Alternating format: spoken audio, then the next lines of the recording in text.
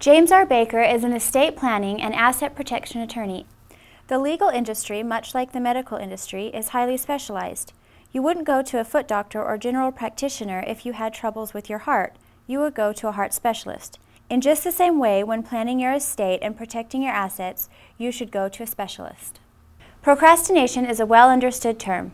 We're all good at it, and many of us are experts. However, when it comes to your life, your family, and your estate, plan is the word we should follow.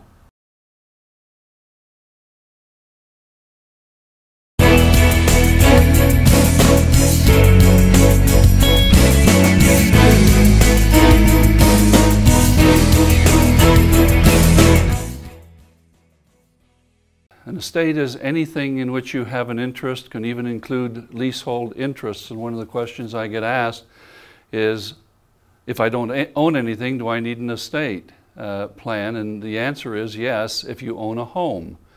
If you own probatable assets, you need an estate plan. Well, when should I set this up? Is there a dollar amount? There is no dollar amount. It really is based upon what kind of assets that you own.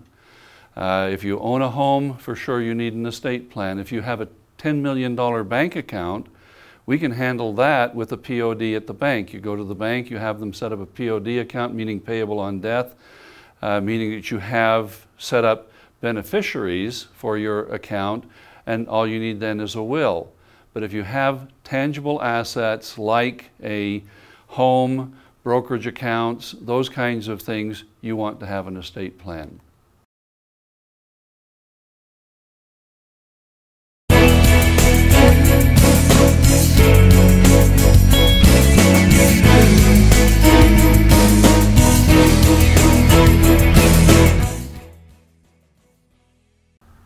Why should you plan your estate? The biggest reason that we want to plan is we want to avoid pitfalls and mistakes. And one of the biggest mistakes that I see people making in setting up their estates is joint tenancies. I die leaving my wife with the home. She hears on the street that if we put the home in a joint tenancy with one of our children, then upon her death it passes without probate. And that is true. But what we don't often understand is that if we give it to our child in joint tenancy, we die, the child owns the home. And what happens to our other 4 children? They are disinherited. Mind you, we wouldn't give it to anybody that would keep it, but quite frankly, this is what destroyed my wife's family. She comes from a family of 11 children. They made the youngest child the beneficiary, the joint owner, if you would, of the home, or actually it was a farm, a $1 million farm. When mom and dad died, he owned the property, and to this day, none of the children have received a penny. And as I say, it literally destroyed their family. So putting it in joint tenancy with one of your children is a recipe for disaster. What happens if the child goes through bankruptcy? What happens to the home? What happens if the child goes through a divorce or gets in trouble with the IRS and the IRS put liens on the property? Mother can lose the property. Now obviously, if you put all of the children on the property, then you have the problem of all of the children having those possible side effects, if you would. There's also another issue, and that is, if I give the property to a child or to my children during lifetime, I give my basis. So if you gave the property after, well, let's say for instance, we buy the home for $25,000 40 years ago. Today the home is worth $725,000. But we give it during lifetime, we've given our $25,000 basis. So that if the kids then sell the home, they're going to have a $700,000 capital gain. If the property goes to the children after death, that is through the trust or through probate or through simply dying in intestacy, the children get the property at the step-up in basis. They would get it at $725,000. If they then sell the home, there is no capital gain. So those are the kinds of mistakes that we can avoid by avoiding joint tenancy and setting up a trust.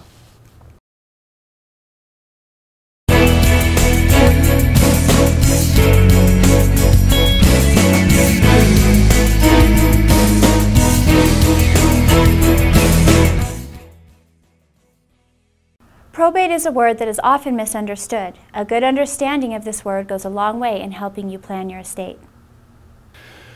What is probate? The word probate means proving the will, but that's not what really goes on in probate court. I have died leaving property. I can no longer sign on that property.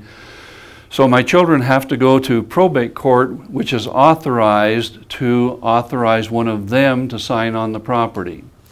Problems with probate: it's expensive, it's time consuming, it's a public process. You'd be surprised the number of people that would like to go to the probate court and look up your documents and see what you have.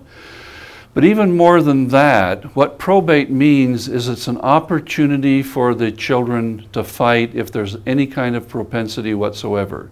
If you have in your trust that if anybody challenges what we have done by way of this trust, they lose their inheritance, that's a huge disincentive to fight.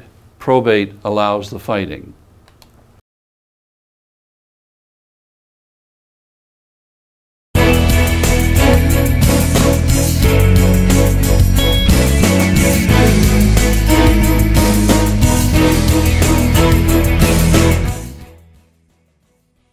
Why have a will? Well, the will allows you to distribute your property, of course, as you would want it to be distributed. It allows you to appoint fiduciaries who would administer your estate, such as personal representatives, guardians for the minor children, custodians for the money of the minor children, that sort of thing. But a will is an invitation to probate. If that's all that you have, your children are going to go through probate.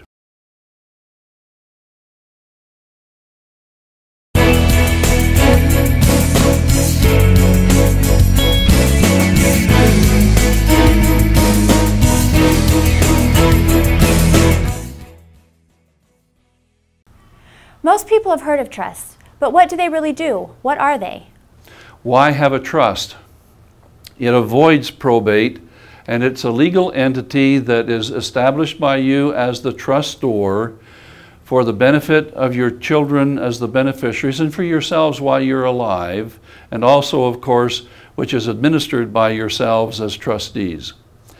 The trust may own property. It owns the legal title. The equitable title stays with you. Equitable simply means that you have full use and enjoyment. If I ever had a choice between legal and equitable, I'd take equitable because I'd rather not have the responsibility.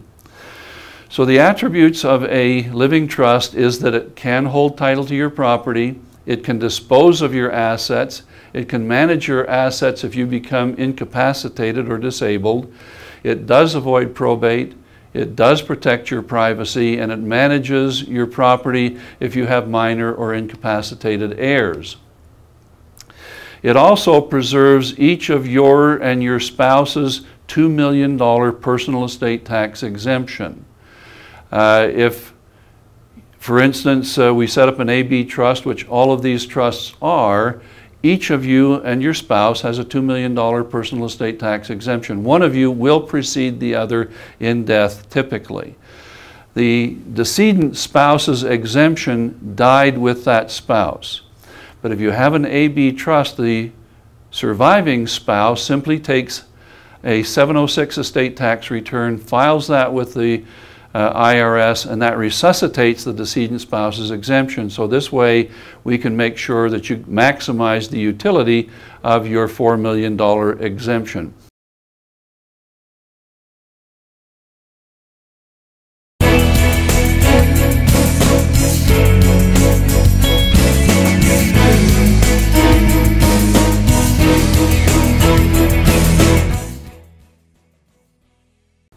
Who needs a trust?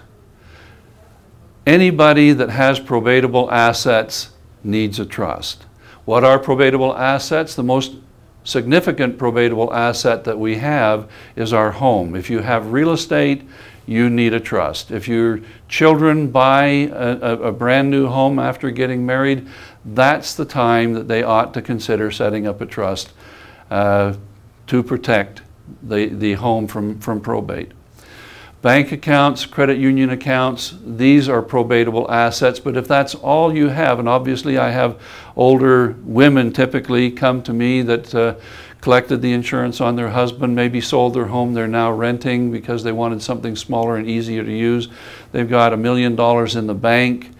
They do not need a trust for that. As I said earlier, they just need the POD account, payable on death account, and that establishes beneficiaries, and they don't need a trust for that.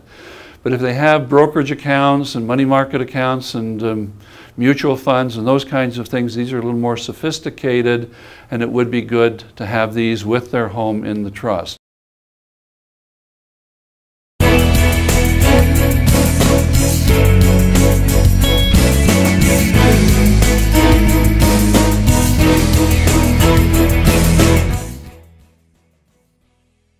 A well-assembled estate plan includes several other important documents. These documents are to cover many essential contingencies in your life.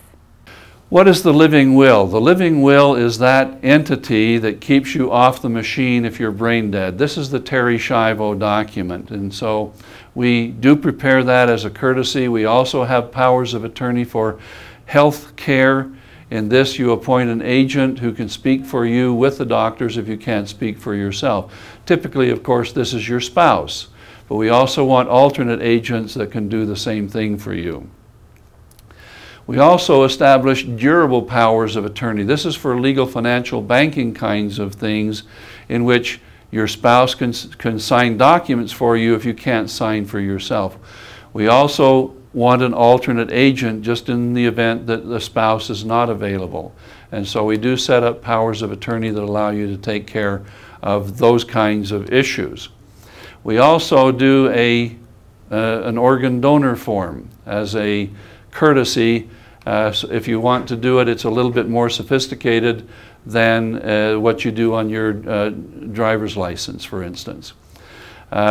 We do funeral planning forms, we do personal property disposition forms, and those kinds of things. In summary then, an estate plan includes the living trust, the AB trust. It includes your will. It includes powers of attorney for legal, financial, banking kinds of things, for health issue things. It also includes the living will that keeps you off the machine if you're brain dead. In other words, it gets your affairs in order. And this is the thing that you ought to consider very first, is getting your affairs in order. But remember, it has no asset protecting value.